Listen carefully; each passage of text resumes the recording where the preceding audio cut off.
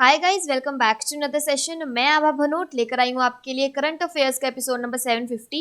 आज की तारीख है 17 अगस्त 2020। हमारे दो चैनल्स हैं, पिनाकल और फ्रंटियर आईएएस, और अगर अभी तक आपने इन चैनल्स को सब्सक्राइब नहीं किया है तो सब्सक्राइब करना बिल्कुल ना भूलिएगा।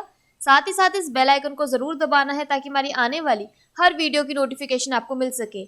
हमारी दो वेबसाइट्स हैं, SSCCGLPinacle.com और baljeetdhaka.com। इन दोनों को विजिट करना बिल्कुल ना भूलिएगा। ये सेशन हर रोज सुबह 4 बजे अवेलेबल हो जाता है और वीडियो की एंड में आपसे क्विज के क्वेश्चन पूछे जाते हैं जिनका आंसर आपको कमेंट सेक्शन में जरूर करना है। स्टार्ट करेंगे प्रीवियस क्विज के साथ। आपका पहला क्वेश्चन था, नरेंद्र मोदी किस पूर्व प्रधानमंत्री की जगह भारत के चौथे सबसे लंबे समय तक सेवा देने वाले प्रधानमंत्री बन गए हैं? तो इसका सही जवाब था अटल बिहारी वाजपेयी। और आपका दूसरा क्वेश्चन था, 74वें स्वतंत्रता दिवस की पूर्व संध्या पर किस राज्य ने एक नए लोगो प्रतीक चिन्ह का अनावरण किया है? तो इसका सही जवाब था झारखंड। स्टार्ट करेंगे आज के सेशन के पहले क्वेश्चन के साथ। रक्षा उत्पादन के स्वदेशीकरण को बढ़ावा देने के लिए राजनाथ सिंह ने कौन सा पोर्टल लॉन्च किया है? तो इसका सही जवाब है ऑप्शन नंबर बी, सृजन। रक्षा मंत्री राजनाथ सिंह ने रक्षा उत्पादन को बढ़ावा देने के लिए एक ऑनलाइन पोर्टल सृजन लॉन्च किया। इस पोर्टल में उन वस्तुओं को प्रदर्शित किया जाएगा जो वर्तमान में भारतीय रक्षा उद्योग द्वारा आयात की जा रही हैं। इससे देश के घरेलू उद्योगों को इन विशिष्ट वस्तुओं पर अधिक जानने और ध्यान केंद्रित करने में मदद मिलेगी। भारत सरकार इन वस्तुओं के डिजाइन, विकास और विनिर्माण को बढ़ावा देने के लिए उच्च प्रोत्साहन भी प्रदान कर रहा है। पोर्टल अंततः इन वस्तुओं के निर्माण से भारतीय रक्षा उद्योगों को बड़े पैमाने पर लाभान्वित करने में मदद करेगा। यह बदले में भारत के रक्षा आयात को कम करेगा और रक्षा उत्पादन के स्वदेशीकरण को बढ़ावा देगा। रक्षा सार्वजनिक क्षेत्र की इकाइयां और आयुध निर्माणी बोर्ड पोर्टल पर उन वस्तुओं को प्रदर्शित करेंगे जिन्हें आयात किया जा रहा है। अगला प्रश्न है, हाल ही में किस राज्य ने छठी अनुसूची के दर्जे की मांग की है? तो इसका सही जवाब है option number A, Arunachal Pradesh. Arunachal Pradesh सरकार ने पटकाई स्वायत्त परिषद और सोम स्वायत्त क्षेत्र के संभावित समाधानों पर चर्चा करने के लिए उप मुख्यमंत्री चौना मीन की अध्यक्षता में एक समिति का गठन किया। अरुणाचल प्रदेश की स्वायत्त परिषदों के अंतर्गत आने वाले क्षेत्र वर्तमान में भारतीय संविधान की 5वीं अनुसूची के अंतर्गत हैं। यह स्वदेशी समुदायों के लिए विशेष अधिकार प्रदान नहीं करती हैं। अरुणाचल को छठी अनुसूची के तहत शामिल करने की मांग की जा रही है ताकि अरुणाचल प्रदेश के लोगों को प्राकृतिक संसाधनों का स्वामी बनाया जा सके। इसके अलावा छठी अनुसूची स्वदेशी समुदायों को आत्मनिर्भर बनाने के लिए वैध स्वामित्व को सक्षम बनाएगी। छठी सूची में 4 उत्तर पूर्वी राज्यों में 10 स्वायत्त जिला परिषद शामिल हैं। वह असम, मिजोरम, मेघालय और त्रिपुरा में है। इसके द्वारा स्वायत्त जिला परिषदों का गठन करके आदिवासी आबादी के अधिकारों की रक्षा की जाती है। अनुच्छेद 244 और अनुच्छेद 275 यह विशेष प्रावधान प्राप्त करते हैं। यहाँ पर एक क्विक रिवीजन की बात करें तो पद्म भूषण से सम्मानित RD प्रधान का हाल ही में निधन हो गया। वह किस राज्य के पूर्व राज्यपाल थे? तो इसका सही जवाब है अरुणाचल प्रदेश। बात करें अरुणाचल प्रदेश की तो इसकी फेमस डांस में आता है रंगा नदी डैम, फोक डांस में आता है बारदो छम। अरुणाचल प्रदेश की कैपिटल है ईटानगर, गवर्नर है BD मिश्रा और CM है पेमा खांडू। अगला प्रश्न है, किस टेक कंपनी के साथ केंद्रीय जल आयोग ने बाढ़ पूर्वानुमान पहल की शुरुआत की है? तो इसका सही जवाब है option number C, Google. Google ने अपनी बाढ़ पूर्वानुमान पहल के लिए केंद्रीय जल आयोग के साथ समझौता किया है। इसके तहत देश भर में बाढ़ को लेकर विभिन्न क्षेत्रों में लोगों को सार्वजनिक सूचनाएं भेजी। यह सूचनाएं अलर्ट लोगों को समय से नवीनतम और अहम जानकारियां देती हैं। बाढ़ प्रभावित क्षेत्रों में एंड्रॉयड फोन का इस्तेमाल करने वाले हर नागरिक को यह सूचनाएं मिलेंगी। इसके लिए उनके फोन पर लोकेशन ऑन होना चाहिए। देश के बिहार और असम जैसे राज्य बाढ़ की चपेट में हैं। गूगल फिलहाल यह अलर्ट हिंदी, अंग्रेजी और बंगाली में जारी कर रहा है। गूगल रंग कोडित नक्शे पेश कर रहा है जो बाढ़ वाले क्षेत्रों को दर्शाता है। मानचित्र को जूम करने से इन क्षेत्रों में वर्तमान जल स्तर के बारे में बेहतर समझ मिलेगी। इस पहल का लाभ उठाने के लिए उपयोगकर्ता को गूगल मानचित्र पर प्रभावित क्षेत्र के नाम के बाद बाढ़ की खोज करनी होगी। CWC केंद्रीय जल आयोग की स्थापना 1945 में हुई थी। यह जल शक्ति मंत्रालय के तहत संचालित होता है। अगला प्रश्न है, विश्व मानवतावादी दिवस कब मनाया जाता है? तो इसका सही जवाब है ऑप्शन नंबर डी, 19 अगस्त। मानवीय उद्देश्यों के कारण दूसरों की सहायता हेतु अपने प्राण न्यौछावर करने वाले लोगों की श्रद्धांजलि देने और दुनिया भर में उनके लिए समर्थन जुटाने के लिए प्रतिवर्ष 19 अगस्त को विश्व मानवतावादी दिवस मनाया जाता है। यह दिन मानवतावादी कर्मियों को पहचानता है और जिन्होंने मानवीय कारणों के लिए अपने जीवन खो दिए हैं। 19 अगस्त 2003 को इराक के बगदाद में संयुक्त राष्ट्र मुख्यालय पर बम विस्फोट के बाद संयुक्त राष्ट्र महासभा UNGA द्वारा यह दिन नामित किया गया था। 2009 में संयुक्त राष्ट्र महासभा ने इस दिन को विश्व मानवतावादी दिवस के रूप में औपचारिक रूप से मनाया।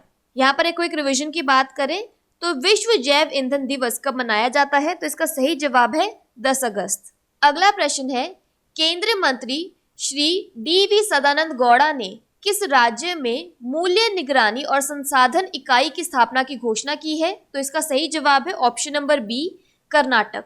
रसायन और उर्वरक मंत्रालय के औषध विभाग के राष्ट्रीय औषध मूल्य निर्धारण प्राधिकरण NPPA के तत्वावधान में कर्नाटक में मूल्य निगरानी और संसाधन इकाई PMRU की स्थापना की गई है। केंद्रीय रसायन और उर्वरक मंत्री श्री DV सदानंद गौड़ा ने इसकी घोषणा की है। राज्य स्तर पर PMRU राज्य औषध नियंत्रक की प्रत्यक्ष देखरेख में NPPA की पहुंच बढ़ाने के लिए कार्य करेगा।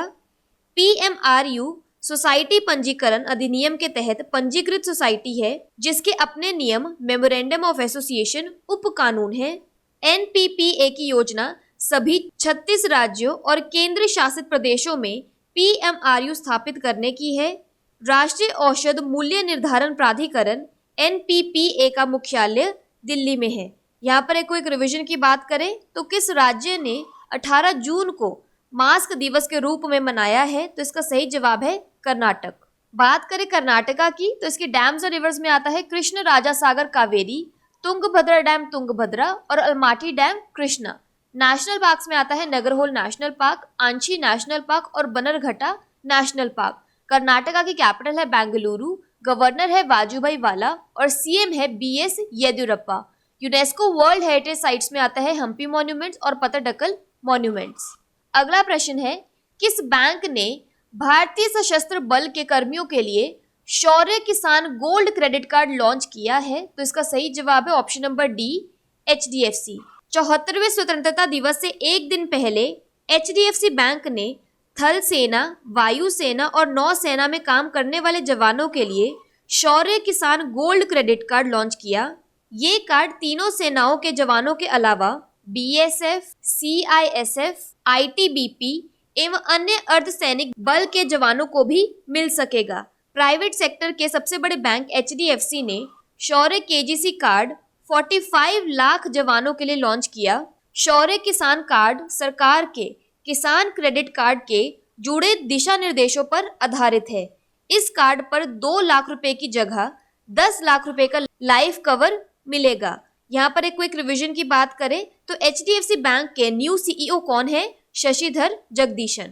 अगला प्रश्न है, आई लीग के 2020-21 सत्र की मेजबानी कौन सा शहर करेगा? तो इसका सही जवाब है option number A, Kolkata. Bharat की प्रमुख फुटबॉल टूर्नामेंट आई लीग के 2020-21 सीजन का आयोजन कोलकाता में होगा। अखिल भारतीय फुटबॉल महासंघ AIFF ने लीग समिति के साथ बैठक के बाद इसका फैसला किया। आई लीग के सेकेंड डिवीजन मैच भी कोलकाता में ही आयोजित किए जाएंगे। AIFF ने कहा कि केंद्र सरकार के दिशा निर्देश जारी होने के बाद हीरो सेकेंड डिवीजन के क्वालिफायर और हीरो आई लीग की कार्यक्रम और तारीख को अंतिम रूप दिया जाएगा। यहाँ पर एक क्विक रिवीजन की बात करें तो पुनर्निर्धारित टोक्यो ओलंपिक के लिए कौन सा समूह भारतीय ओलंपिक टीम का आधिकारिक प्रायोजक होगा? तो इसका सही जवाब है आइनॉक्स ग्रुप। अगला प्रश्न है, भारतीय रिजर्व बैंक के किस पूर्व डिप्टी गवर्नर को इंडिया बुल्स हाउसिंग फाइनेंस के गैर कार्यकारी अध्यक्ष के रूप में नियुक्त किया गया है? तो इसका सही जवाब है option number C, SS Mundra. RBI के पूर्व डिप्टी गवर्नर सुभाष शौरान मुंद्रा को तुरंत प्रभाव से Indiabulls housing finance IBH का गैर कार्यकारी अध्यक्ष नियुक्त किया गया है। वह 2018 में एक स्वतंत्र निदेशक के रूप में IBH के बोर्ड में शामिल हुए थे। India bulls housing finance limited IBHFL के सह संस्थापक और चेयरमैन समीर गहलोत ने कंपनी के कार्यकारी अध्यक्ष का पद छोड़ा है। उन्होंने IBHFL की सहायक company India bulls ventures limited के मुख्य कार्यकारी अधिकारी CEO के रूप में पदभार संभालने के लिए यह कदम उठाया है। यहाँ पर एडिशनल इन्फॉर्मेशन की बात करें तो गो एयर ने कौशिक खोना को अपना मुख्य कार्यकारी अधिकारी CEO नियुक्त किया है। खोना उद्योग के दिग्गज विनय दुबे का स्थान लेंगे, जिन्होंने फरवरी में CEO का पदभार संभाला था। अगला प्रश्न है, किस देश ने चंद्रमा पर ईंट जैसी संरचना बनाने के लिए एक स्थायी प्रक्रिया विकसित की है? तो इसका सही जवाब है ऑप्शन नंबर C, भारत। भारतीय विज्ञान संस्थान IISc और भारतीय अंतरिक्ष अनुसंधान संगठन ISRO के शोधकर्ताओं की एक टीम ने चांद पर ईंट जैसी संरचना बनाने के लिए एक स्थायी प्रक्रिया विकसित की है। अंतरिक्ष में 1 पाउंड सामग्री भेजने के लिए 7.5 लाख रुपए का खर्च आएगा। IISc और ISRO टीम द्वारा चंद्र सतह पर निर्माण करने के लिए यूरिया, मानव मूत्र और चंद्रमा पर मिट्टी को कच्चे माल के रूप में इस्तेमाल किया गया था। इससे लागत में काफी कमी आएगी और इस प्रक्रिया में कार्बन की खपत भी कम होगी, क्योंकि गवार गम का उपयोग सीमेंट के बजाय किया जाता है। इसका उपयोग जमीन पर स्थिर ईंटों को बनाने के लिए भी किया जा सकता है। अगला प्रश्न है, किस IIT ने पैराबैंगनी कीटाणुनाशक विकिरण पर आधारित एक कीटाणु शोधन उपकरण UV सेफ विकसित किया है? तो इसका सही जवाब है option number C, IIT Ropar. Indian Institute of Technology Ropar ने मोमेंटम इंडिया प्राइवेट लिमिटेड के साथ मिलकर सिंगुलर अल्ट्रावायलेट कीटाणुनाशक विकिरण UVGI पर आधारित 8 रूम कीटाणु शोधन डिवाइस UV सेफ विकसित की है। डिवाइस की दक्षता का परीक्षण FICCI research and analysis centre FRAC द्वारा किया गया था। डिवाइस वायरस और बैक्टीरिया को निष्क्रिय करने के लिए UVC विकिरणों के कीटाणुनाशक प्रभाव का उपयोग करता है, जबकि UV सेफ का state of the art design अपने प्रीजमीय बॉडी और फोल्डेबल पंखों के माध्यम से जीरो शेडो 360 डिग्री कीटाणु शोधन सुनिश्चित करता है। IIT रोपड़ टीम ने विभिन्न प्रकार के मीडिया, वायु में मौजूद विभिन्न वायरस और बैक्टीरिया को प्रभावी ढंग से निष्क्रिय करने के लिए UVC विकिरणों की सटीक खुराक निर्धारित करने के लिए वायरस और बैक्टीरिया पर पिछले 60 वर्षों के शोध के आधार पर एक गणितीय मॉडल विकसित किया है। बात कर लेते हैं आज के सेशन की क्विक समरी की। इंडिजिनाइजेशन ऑफ डिफेंस प्रोडक्शन के लिए कौन सा पोर्टल लॉन्च किया गया है? सृजन। किस राज्य ने 6 शेड्यूल स्टेटस की डिमांड की है? अरुणाचल प्रदेश ने। सेंट्रल वाटर कमीशन ने फ्लड फोरकास्टिंग के लिए किस टेक कंपनी के साथ इनिशिएटिव लिया है? गूगल के साथ। वर्ल्ड ह्यूमैनिटेरियन डे कब मनाया जाता है? अगस्त 19 को। Price monitoring and resource unit कहाँ सेटअप किया गया है? कर्नाटका में।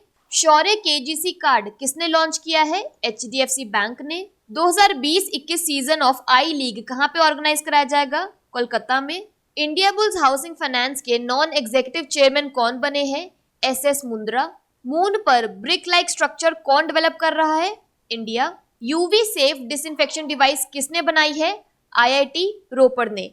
बात कर लेते हैं आज के सेशन के क्विज फॉर द डे की। आपका पहला क्वेश्चन है, किस देश ने चंद्रमा पर ईंट जैसी संरचना बनाने के लिए एक स्थायी प्रक्रिया विकसित की है? और आपका दूसरा क्वेश्चन है, किस बैंक ने भारतीय सशस्त्र बल के कर्मियों के लिए शौर्य किसान गोल्ड क्रेडिट कार्ड लॉन्च किया है? और अगर अभी तक आपने हमारे चैनल को सब्सक्राइब नहीं किया है तो सब्सक्राइब करना बिल्कुल ना भूलिएगा। साथ ही साथ इस बेल आइकन को जरूर दबाना है ताकि हमारी आने वाली हर वीडियो की नोटिफिकेशन आपको मिल सके। हमारी दोनों वेबसाइट्स SSC CGL Pinnacle.com और BaljiDhaka.com को विजिट करना बिल्कुल ना भूलिएगा। Thank you so much.